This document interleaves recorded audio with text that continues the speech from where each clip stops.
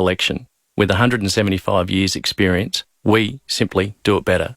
To find your fully qualified property manager, visit eldersrealestate.com.au. 1395, Adelaide's 5AA. This is Peter Godfrey. Good morning, 7 past 5, in fact 8 past 5 now, just clicked over 16 degrees. Let's jump across the ditch, see what's happening in New Zealand. Selwyn Manning now from livenews.co.nz. How's things, Selwyn? Yeah, very good, Peter. Your side of the ditch looking nice? Sunny skies over here. Oh. Very good. Okay. And we've gone backwards. Looks like we're heading...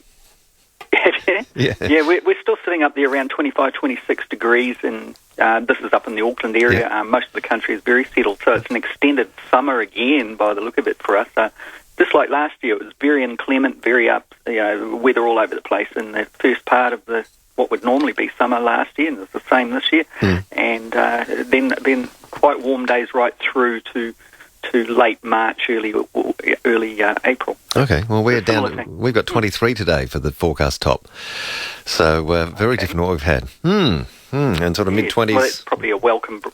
Yeah, a lot of people are saying that. Yeah, actually I had someone earlier saying I had to put the heater on in the car. It was a truckie. He said he had to put the heater on in the truck. It's a bit cold tonight. Marvellous. Yeah. Interesting stuff. All right, plenty to talk about this morning. Firstly, now, this is a rather interesting case. It's a murder that goes back to 1994, but your Privy Council has quashed what was a high-profile murder conviction. A lot of concerns just over what your justice system is doing. Yeah, that's right, Peter. It's a huge issue back here.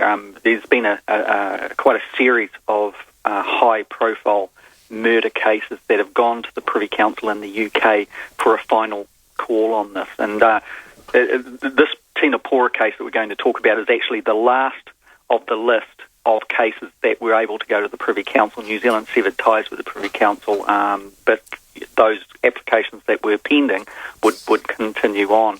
But the Privy Council on Tuesday night quashed this high-profile murder conviction, Peter, and it further really raises those concerns in New Zealand about our justice system over here and how it's been failing victims, defendants and society, and that's really the crux of it. Now, this particular case is involving a man called Teina Pora.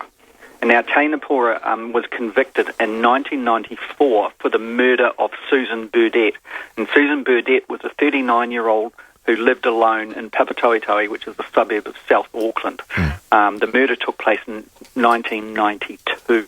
Now, Teina Pora, he was 15 years of age at the time of the killing, Peter, and at the time of his trial, he was 17.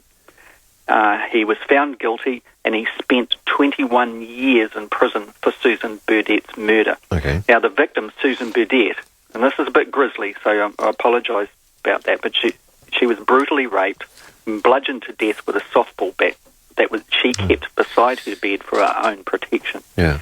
There was no forensic evidence at all to suggest Teina Pora had been at the scene of the murder. There was nothing to connect him to the crime. But the police announced a $20,000 reward for information about, that may lead to a conviction. He became aware of it, and on the street there was a lot of chatter about $20,000, that type of thing. Yeah.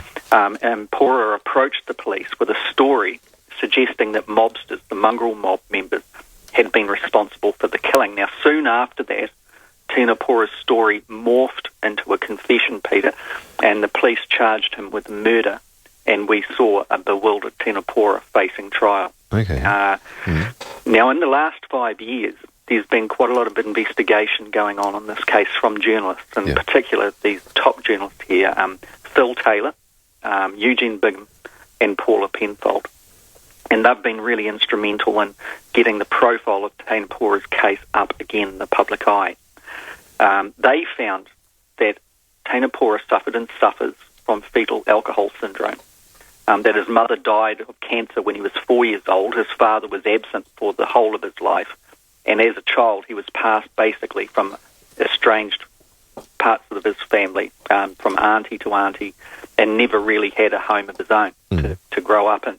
Now, the Privy Council heard all of this, and it heard expert opinion as well that claimed Pora's confession was unreliable in the extreme. Yeah. There was also other evidence there that showed that the semen sample found at the scene of the crime matched Auckland serial rapist Malcolm Rewa. Not Pora. There was no forensic evidence. Pora was there. And Malcolm Rewa's modus operandi was a stalker. He was a lone wolf attacker and rapist. He had been found guilty of raping 27 women in the Auckland area, and he faced trial twice for the murder of Susan Burdett, while Teina Pora was in prison for the same murder. And on both trials for murder, Malcolm Rewa was the jury could not reach a verdict. They didn't find him not guilty. They didn't find him guilty, but they couldn't reach a verdict. Despite the forensic evidence that showed a sample of his semen at the scene. That's interesting. Yeah, he was. This is the unusual part too, that he was convicted for Susan Burdett's rape. But they couldn't reach a verdict on the murder. On the murder, okay. So with the Privy Council, and the other thing, Peter, that's disturbing from the point of view of justice here is concerned, is Teina Pora's case went right through to the Court of Appeal here in New Zealand, and they just sent it back. They didn't even, they didn't believe that there was enough evidence there to suggest a miscarriage of justice. So the Privy Council found otherwise. They quashed the conviction, like I said, on Tuesday night. Now, the police have issued a statement saying that police and Crown Law are now considering whether or not to retry Teina Pora for the murder, or whether or not to basically wipe it off the books. The Dean of the University of Canterbury is a man called, and that's the School of Law. He's the Dean of the School of Law, and he's Associate Professor Chris Gallivan. Now, he said on Tuesday night that there was a good chance that the Attorney General, on the advice of the Solicitor General, could push for a fresh murder trial with this man called Malcolm Rewa. And it's very unusual, like you would know, to be, a third trial to be put before a jury when others have not been able to find it. It has happened in the past. There have been convictions on a third trial here and other high-profile cases. But there's a string that I won't detail today, Peter, but there's a string of high-profile, particularly murder cases in New Zealand in that same period of time. So they're all reaching near the end of their prison and custodial sentences that are dubious, to say the least. Yeah. And also one for another man down in Christchurch who was convicted for sexual offences against children, which is absolutely bizarre, and it was always considered to be an unsafe verdict that came through there. And he is out of prison, has been for some years, but is still high in the public eye here. So this examination in Britain, Peter, they themselves looked at putting together a particular body that looks at these kind of cases that's outside of the Court of Appeal and that type of thing, specifically because they found that in the court there isn't the ability to investigate, and there is a necessary element to these that further investigation is required. So that's something that New Zealand is obviously going to have to be looking at on these issues. Yeah, indeed. Very serious issues. So we'll just have to take a quick break and we'll be right back with you, and I guess we might talk about the cricket, hey? On a different note. Let's have a go at that. All right. We'll try and get through that. Be right back with you, Selwyn. Selwyn Manning from livenews.co.nz is with us. 17 minutes past 5. 5AA Breakfast. Adelaide Tech guy Richard Pascoe joins us now. G'day, Richard. How are you, mate? IKEA are going to unveil a range of furniture, and they're going to have wireless charging spots on the furniture. You just put your phone down, and it will charge it up for you. Do you still have to put the furniture together? David Penberthy, Mark Aston and Jane Riley for breakfast. No, the smartphone will do that. On 1395, Adelaide's 5AA. Only Simplicity Funerals offers the Simplicity Guarantee. It's our promise to you that we'll always better the lowest quote around. And if you're not completely satisfied with our service, we'll refund our fees. It's that simple. For a funeral that's simply respectful and simply affordable, call us anytime on 1300 556 222 or visit simplicityfunerals.com.au. Terms and conditions apply. Right now, Toyota Material Handling is having a massive forklift clear-out of 2014 plated stock. Score a great deal across a selected range of new forklifts available for immediate delivery. Toyota counterbalance forklifts, stackers, pallet trucks, order pickers, reach forklifts. You need it, Toyota Material Handling has it. And if it's 2014 plated, you get a great deal. Hurry, the Toyota Material Handling 2014 plated stock forklift clear-out ends March 31. Call 1-800-425-438 or hit toyotaMaterialHandling.com.au. No, dear. I said pasta salad. One really must listen to one's mother. Hello. Sorry about that. He's to inherit the Commonwealth, but he can't handle the salad bar at the Windsor Hotel. And they have everything so well laid out. So many fresh choices. It truly is fit for a queen or a king in training. One is so dreadfully doubtful for the future. thewindsor.net.au. Make a royal appointment today. A Spitwater high-pressure cleaner will clean just about any surface of just about anything. And with over 80 models in the range, there's a Spitwater for you. Whatever your business. Abattoir. Easy. Trucks. Walk in the park. Farming. No probs. Graffiti. Gonski. Yeah, I just like spraying things. Alrighty. So if your business needs a clean, you need the Australian-made high-pressure cleaner with real muscle. Spitwater, 495 Grand Junction Road, Wingfield, and spitwater.com.au. Remember, Spitwater. That's what it does. Peter Godfrey on 1395, Adelaide's 5AA. And we're taking a look at what's happening across the ditch in New Zealand. Selwyn Manning from livenews.co.nz. So, the cricket, Selwyn, last week, Saturday. Yes. we were over had there. to mention it in one way.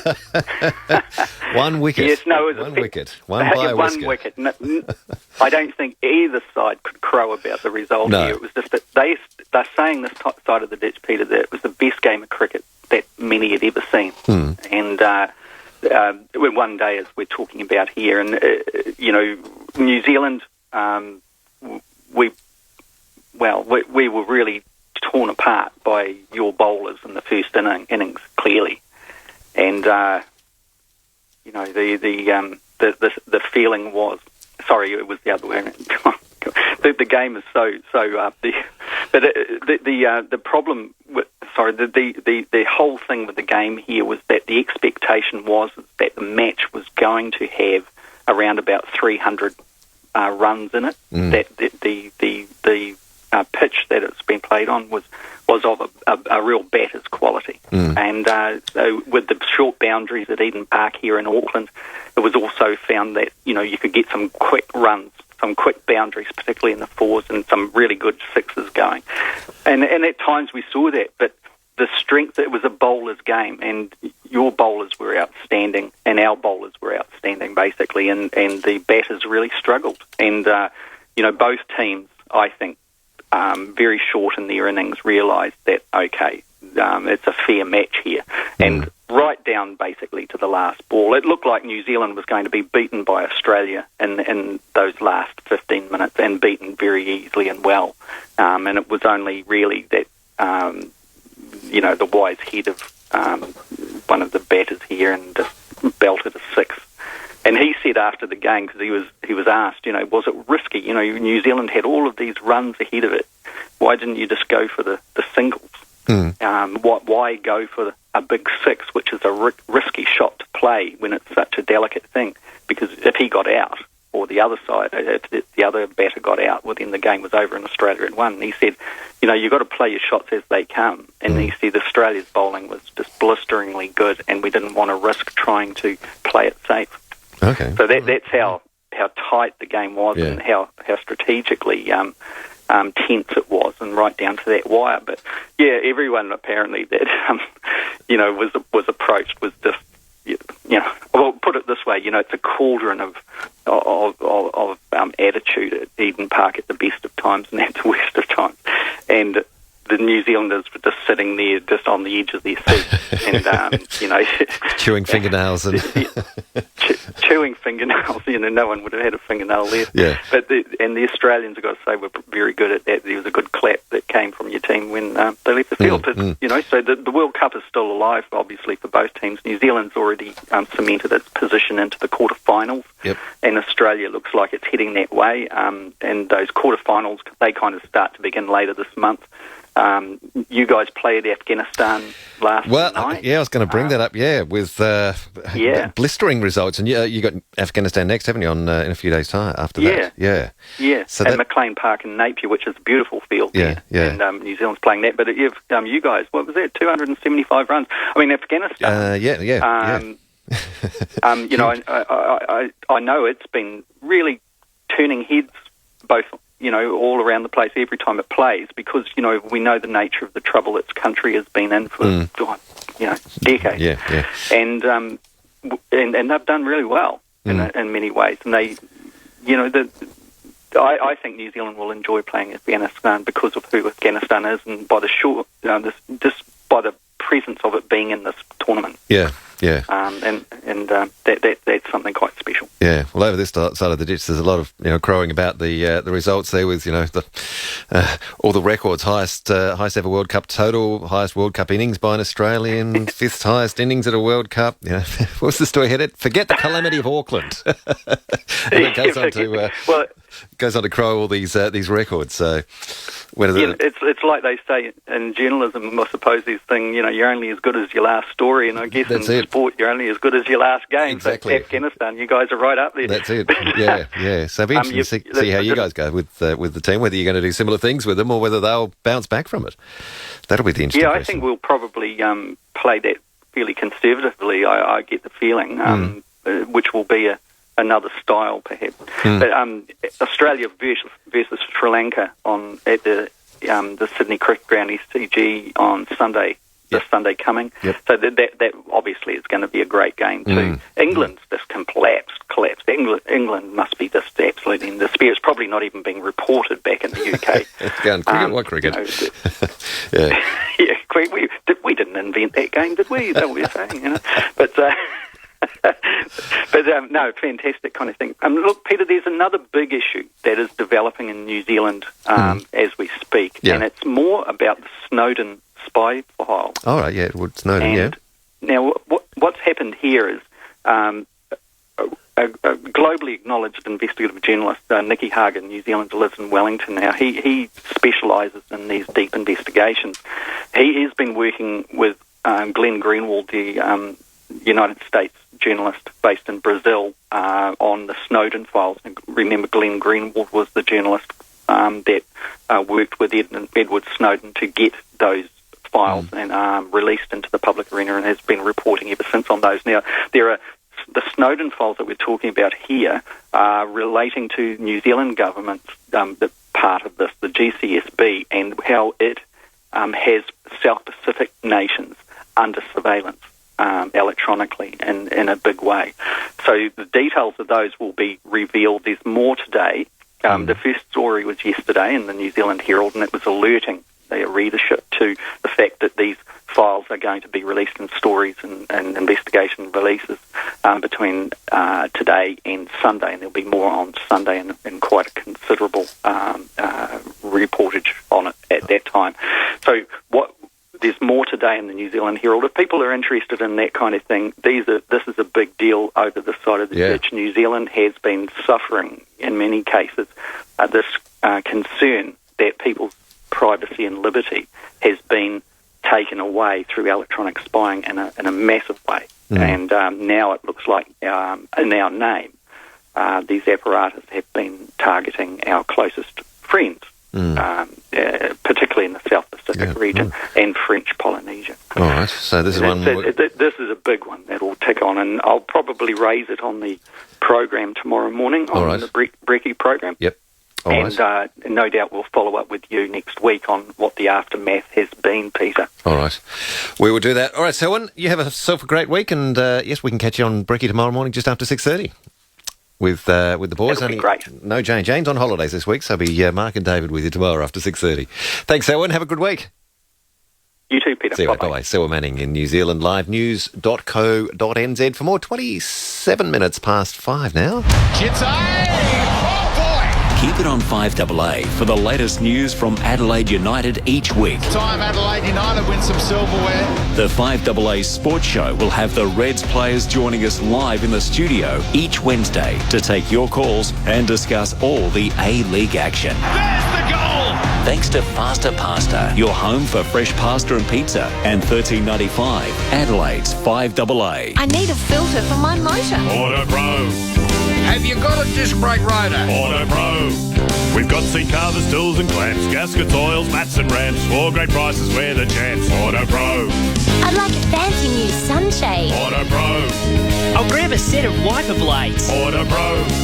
Order a brand new regulator, an electric alternator, and can you fix my radiator?